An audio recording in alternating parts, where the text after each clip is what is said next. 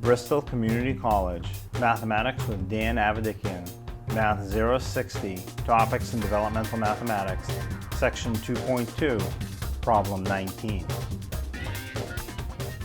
This is Section 2.2, Problem 19. It says, find the prime factorization of the number, we have 48, and write repeated factors using exponents. So we want to find what prime numbers multiply to give 48.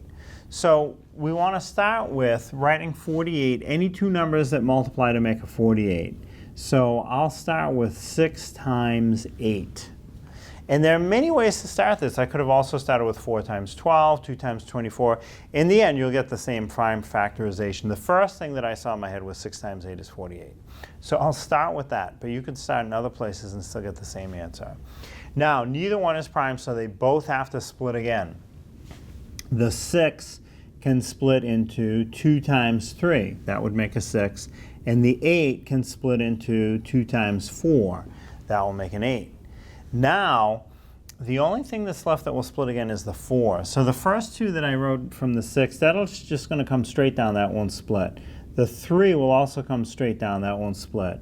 The 2 will come straight down, that won't split. But the 4 that I have on the far right will split into 2 times 2. Now, everything that's left is a prime. 2 is prime, 3 is prime, then 2 shows up a few more times as prime. Everything ends in a prime, so I'm done. It's taken as far as I can go. So now 48 equals 2.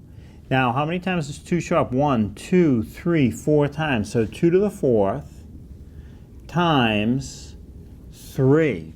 And if you multiply 2 to the 4th power times 3, it will multiply to give you 48, and the 2 and the 3 are prime numbers.